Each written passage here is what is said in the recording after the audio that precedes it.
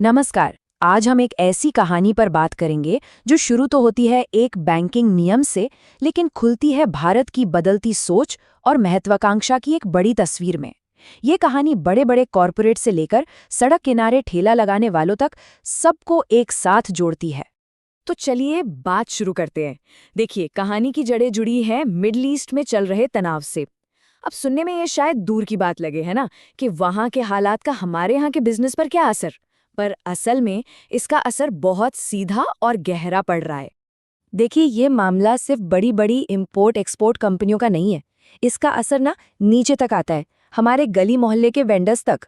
सोचिए, gas supply में अगर दिक्कत आ जाए तो एक स्ट्रीट फूड वाले का तो पूरा काम ही रुक जाता है। और जब काम रुकेगा तो ईएमआई भरना कितना मुश्किल हो जाएगा। और इसी वजह से इन बढ़ती मुश्किलों को देखते हुए क्या छोटे क्या बड़े सभी बिजनेस एसोसिएशंस ने मिलकर सरकार और आरबीआई से गुहार लगाई है।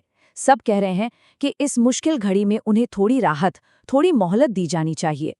तो फिर इसका हल क्या हो सकता है? यहीं पर बैंकिंग की दुनिया का एक बहुत जरूरी शब्द सामने आता है, एनपीए, यानी नॉन परफॉर्मिंग एसेट। चलिए, इसे एकदम आसान भाषा में समझते हैं। जब कोई अपना लोन चुकाना बंद कर देता है, मतलब किश्तें नहीं भरता, तो कुछ समय बाद बैंक उस लोन को एनपीए मान लेता है। ये बैंक की किताबों में एक बैड लोन या डूबा हुआ कर्ज बन जाता है। और ये पूरी प्रक्रिया ना बहुत तेजी से होती है। जैसे कोई अपनी एक भी ईएमआई मिस करता है, उसका अकाउंट फौरन स्पेशल मेंशन अकाउंट यानी एसएमए कैटेगरी में डाल दिया जाता है। ये बैंक के लिए एक तरह की पहली चेतावनी होती है, और वहां से उस अकाउंट को एनपीए बनने में सिर्फ 90 दिन लगते हैं, बस 3 महीने। और यहीं पर वो बदलाव आता है जिसकी बात हो रही है। अभी जो डेडलाइन 90 दिन की है, उसे बढ़ाकर 180 दिन करने का प्रस्ताव है। मतलब सीधे सीधे डबल टाइम। इससे जो कारोबारी मुश्किल में है, उन्हें सांस लेने की मोहलत मिलेगी, पूरे 6 महीने। हालांकि आरबीआई अभी सब कुछ बहुत ध्यान से देख रहा है, एक तरह से वेट एंड वॉच मोड में है। तो सवाल ये है कि ये राहत मिलेगी किसे? बड़े कॉरपोरेशंस को? हाँ, बिल्कुल।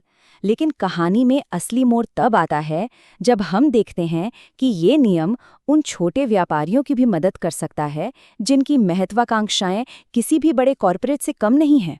जैसा कि हमने अभी बात की, ये राहत सिर्फ बड़े खिलाड़ियों के लिए नहीं है। बताया जा रहा है कि एक वड़ा पाव बेचने वाले का बिजनेस भी इन ग्लोबल टेंशन से प्रभावित हो सकता है, और उसे भी इस नियम से मदद मिल सकती है। लेकिन फिर उसी वड़ा पाव वाले की एक ऐसी कहानी सामने आती है जो सब कुछ बदल देती है। जरा सोचिए, वही वड़ा पाव बेचने वाला, उसके 2 बच्चे लंदन में पढ़ते हैं और मुंबई की एक अल्ट्रा लग्जरी बिल्डिंग में उसका अपना फ्लैट है ना कमाल की बात? बस यही एक डिटेल पूरी कहानी का रुख ही मोड़ देती है। और ये हमें सोचने पे मजबूर करता है कि किसी भी बिजनेस की असली पहचान क्या है, उसका साइज या उसके पीछे का जुनून और उसकी क्वालिटी। वो वड़ा पाव वाला इतना मशहूर इसीलिए है क्योंकि उसका सारा ध्यान अपनी क्वालिटी और ग्राहक पर होता है। लोग लंबी लंबी लाइनों में खड़े रहते हैं क्योंकि उन्हें भरोसा है। यही तो है, जब जुनून होता है ना, तो कोई भी छोटा काम बहुत बड़ा बन सकता है। और ये कोई एक अकेली कहानी नहीं है। हैदराबाद के नीलोफर कैफे को ही ले लीजिए। एक छोटी सी चाय की दुकान से शुरू हुआ था ये कैफे, और आज वो महीने का 15 लाख रुपए किराया भरते हैं। और नतीजा नतीजा ये कि रात के 1 बजे भी वहां 1000 से ज्यादा लोगों की भीड़ होती है। ये है सफलता। तो ये सिर्फ कुछ गिनी चुनी सफलता की कहानियां नहीं है। नहीं, ये भारत में आ रहे एक बहुत बड़े और पॉजिटिव कल्चरल बदलाव का संकेत है। ये उस पुरानी सोच को सीधी चुनौती है जहां माना जाता था कि कुछ काम पढ़े लिखे लोगों के लायक नहीं होते, वो छोटे काम होते हैं। आज हम अपने चारों ओर देख रहे हैं, पढ़े लिखे नौजवान पार्ट टाइम में ओला या उबर चला रहे हैं। और ये किसी मजबूरी में नहीं, बल्कि अपने परिवार की आमदनी बढ़ाने के लिए एक सम्मानजनक और प्रैक्टिकल तरीके के तौर पर कर रहे हैं।